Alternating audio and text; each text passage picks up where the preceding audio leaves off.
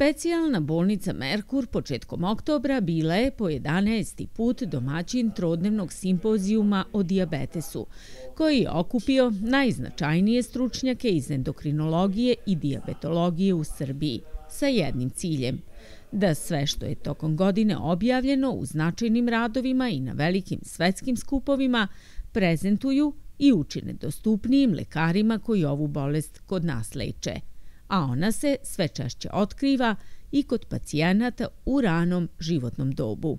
Dominiraće u suštini novi terapijski pristupi lečenju gojaznosti i lečenju dijabetesa sa gojaznošću i to je nešto što zaokuplja uglavnom javnost posljednjih godinu, dve dana, mogu da kažem, i da su se naše preporuke za lečenje dijabetesa strašno promenile u odnosu na samo pre 2 godine.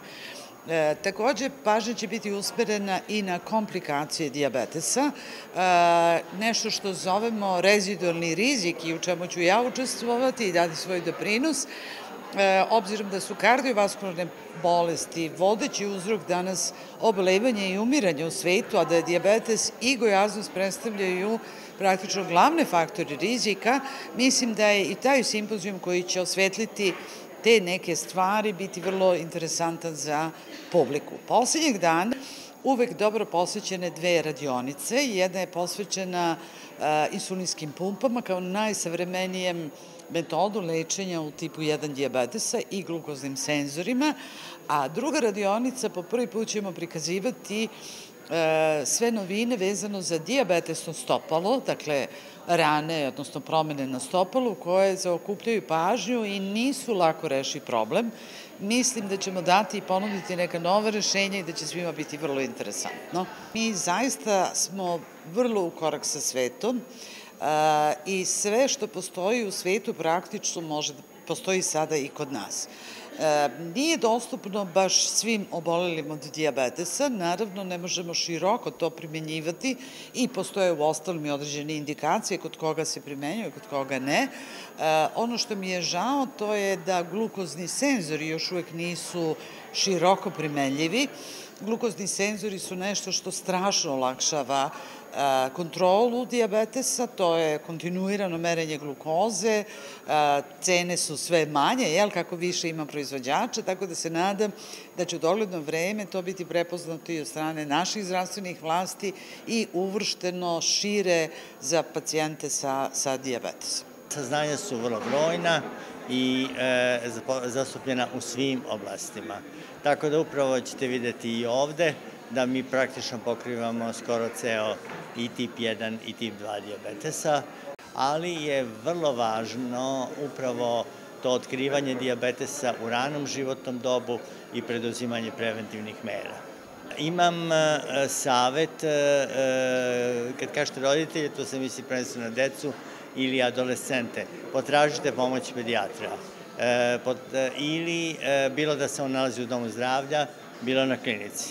A za sve kasnije, ukoliko posumnjate da imate šećernu bolest, postoje testovi, postoje postupci koji ne traže mnogo vremena da utvrde koliki je vaš rizik za šećernu bolest i vrlo je važno da u vašem domu zdravlja to uradite. Posebna pažnja na ovogodišnjem simpozijumu poklonjena je individualnoj terapiji. Objasnit ćemo da je potrebno da se izvrše određene analize, uzmu u obzir ranija oboljenja i onda da pravi lek za svakog pacijenta na pravi način, što će produžiti njegov život, što će sprečiti popuštanje bubrega, popuštanje srca, što je danas naročito aktualno. I počeli su nove dijagnostičke sad metode, toliko ima predijabetesa i dijabetesa, da sad više se skoro i ne radi onaj dvočasovni dosadni OGTT, nego kažu i posle 1 sata ako je šećer preko 8,6 ti već imaš opasnost da imaš predijabetes, možda i šećernu bolest. Podršku simpozijumu duže od decenije pruža i Savez dijabetičara Srbije, koji okuplja udruženja iz 17 gradova. Specijalna bolnica Merkur je jedna od najznačajnijih ustanova što se tiče nas dijabetičara. Sva znanja koja smo mi stekli, uglavnom smo sticali ovde kroz predavanja, kroz obuku. Nažalost, svake 4. godine možemo da dođemo kroz program koji je odobrilo ministarstvo. Nama je malo, ali nas, s obzirom koliko ima, i to je dovoljno da usavršimo sve ono što bi trebali da znamo i da živimo sa šećernom bolešću. Ovo je jedina ustanova gde mi možemo da potvrdimo ta znanja i da steknemo znanja. Svakom dijabetičaru normalno znači, jer pre svega treba uskladiti sve ono od terapije, ishrane, fizičke aktivnosti, a kroz predavanja koje su ovde organizovana svakodnevno, sve to možemo da naučimo. Malo je problem i u nama što ne iskoristimo prave mogućnosti koja ova ustanova pruža, ali kažem, svi oni koji su bili ovde dosta su naučili i ja mislim da mnogo lakše žive sa šećernom bolešću posle ovih 10 dana koje provedu ovde u Merkuru.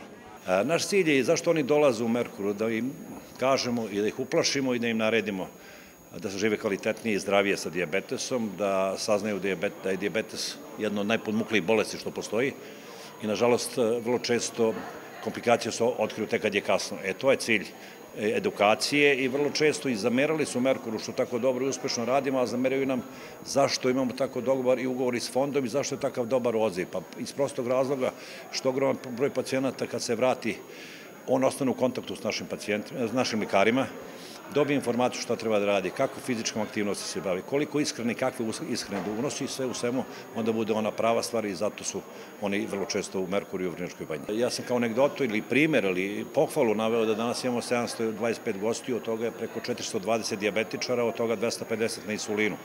To ću da kažem i u pozdravnom govoru i dobio sam potvrdu i od profesora da toliko pacijenata nema ni na kliničkom centru na internom odeljenju da leže endokrinološki pacijenti. Šta znači? Znači puno toga. Tema i predavači su, kao što sam rekao, svi značajni novosti i saznanja u dijabetesu i meni kao direktora je najvažnije da svi mi koji radimo u Merkuru sve to znamo, pratimo i na zadovoljstvo pacijenata sprovodimo. Takav pristup specijalnoj bolnici Merkur u Vrnjačkoj banji obezbedio i status Nacionalnog centra za lečenje dijabetesa.